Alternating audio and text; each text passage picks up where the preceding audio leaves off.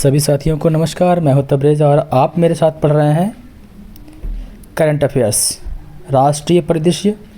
और पहला इसमें टॉपिक है विश्वकर्मा योजना।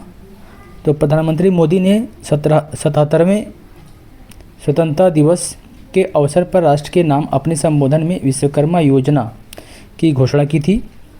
इस योजना को पारंपरिक शिल्पकार में कुशलता प्राप्त व्यक्तियों के लाभ हेतु तैयार किया गया था। यह एक केंद्रीय योजना है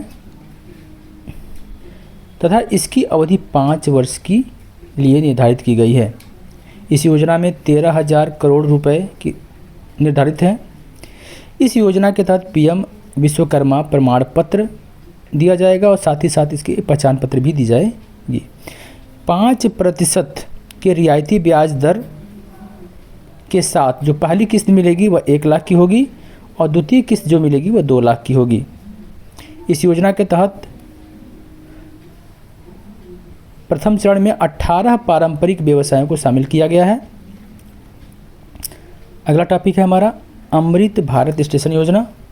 अमृत भारत स्टेशन योजना के तहत 1309 स्टेशनों के पुनर्विकास कार्यक्रम की योजना प्रारंभ की गई है। 6 अगस्त 2023 को प्रधानमंत्री नरेंद्र मोदी ने अमृत भारत स्टेशन योजना के भाग के रूप में देश भर में 508 रेलवे स्टेशनों के पुनर्विकास की आधारशिला रखी। इस योजना के तहत उत्तर प्रदेश के 55 रेलवे स्टेशन हैं। 508 स्टेशनों के विकास हेतु 24,470 करोड़ रुपए से अधिक लागत से किया जाएगा। अगला है राष्ट्रीय बहुआयामी गरीबी सूचकांक। तो जारीकर्ता कौन है? यूएनडीपी है। मानव विकास रिपोर्ट एचडीआर बहुआयामी गरीबी सूचकांक एमपीआई को वर्ष 2010 से ही शामिल किया जाता रहा है। इसके 3 आयाम हैं। पहला है रहन सहन, शिक्षा, स्वास्थ्य तथा इसमें 12 संकेतकों पर किया जाता है।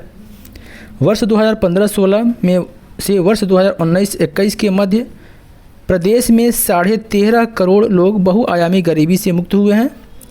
गरीबी से मुक्त हुए लोगों की संख्या की दृष्टि से 3 शीर्ष राज्य हैं, उत्तर प्रदेश, बिहार, मध्य प्रदेश है।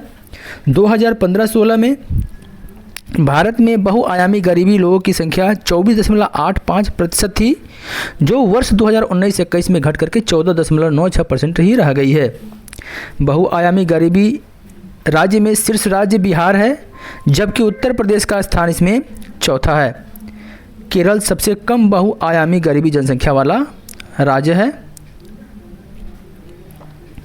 बहुआयामी गरीबी लोगों की संख्या में सबसे तेज कमी उत्तर प्रदेश, बिहार, मध्य प्रदेश, उड़ीसा एवं राजस्थान में दर्ज की गई है।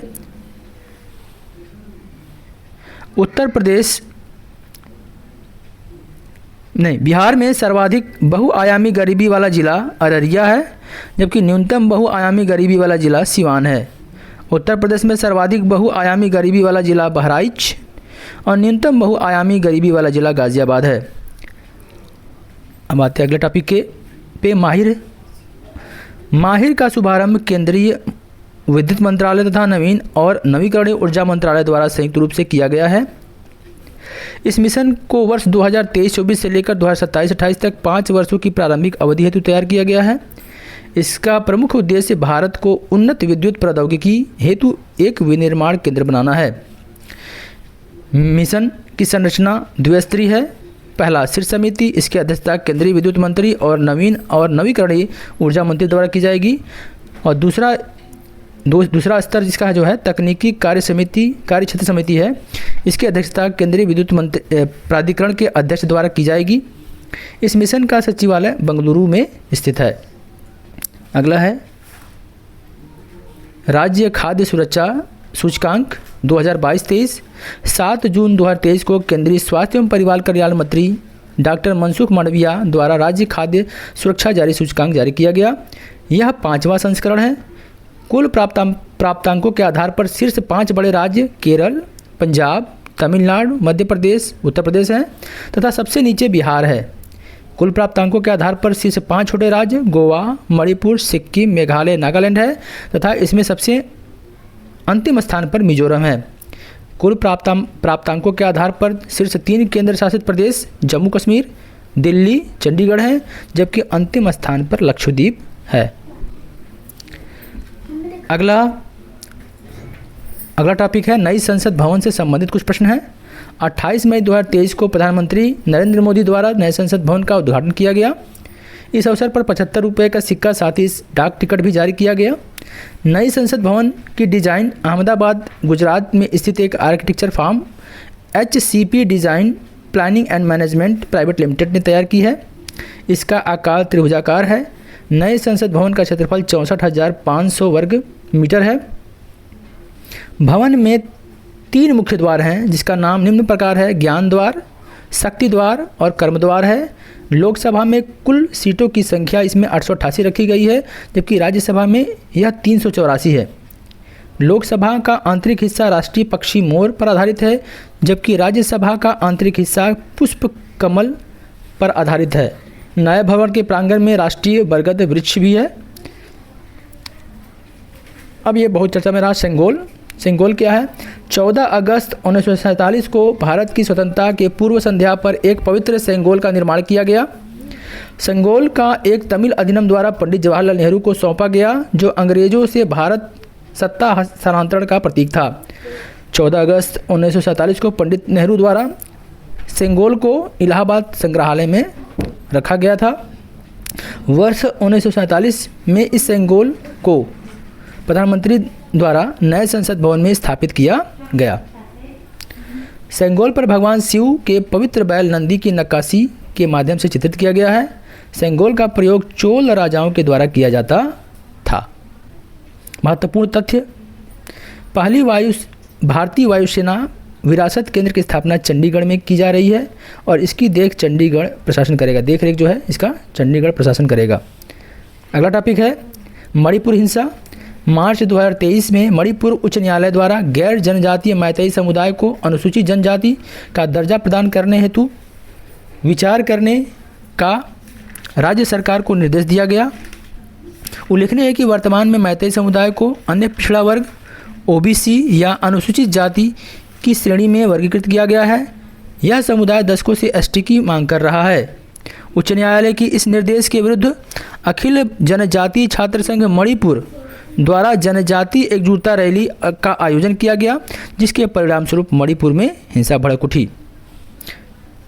गौरतलब है कि 1949 में भारत संघ में मणिपुर के मिलने से पहले मैतेई को जनजाति के रूप में मान्यता प्राप्त थी।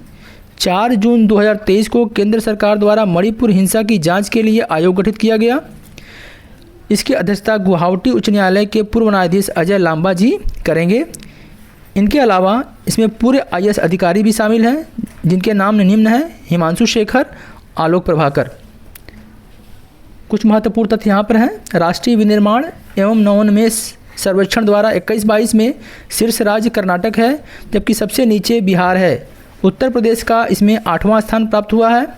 शहरी क्षेत्र में सबसे ज़्यादा जल निकाय पश्चिम बंगाल में है, जबकि ग्रामीण क्षेत्र में भी जल निकाय पश्चिम बंगाल में ही है। शहरी क्षेत्र में जल निकाय के संबंध में उत्तर प्रदेश 4थे स्थान पर है, जबकि ग्रामीण क्षेत्र में यह दूसरे स्थान पर है। अप्रैल 2023 में जारी विज्ञप्ति के अनुसार शीघ्र ही जम्मू कश्मीर के बांदीपुर जिले का अरगम गांव जो है भारत का सबसे बड़ा पुस्तक ग्राम बन गया है। इसमें जिस मदद की है सरहद NGO द्वारा मदद की गई है, साथ में जम्मू कश्मीर सरकार के द्वारा भी इसमें सहयोग किया गया है। ज्ञात हो कि हे आन वे विश्व का पहला पुस्तक नगर है जो UK वेल्स में है।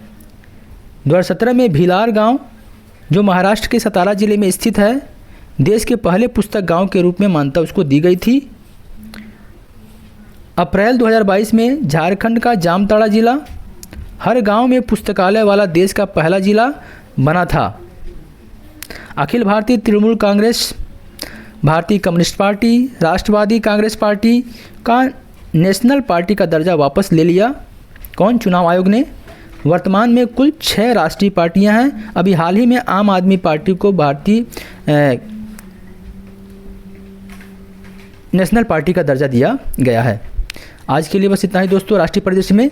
अगर वीडियो आपको अच्छी लगी हो तो इसे दोस्तों में शेयर करिए, सब्सक्राइब करिए, लाइक करिए और बेल आइकन को प्रेस कर दिए ताकि आने वाली वीडियो आपको मिलती रहे। आज के लिए बस इतना ही। धन्यवाद दोस्तों।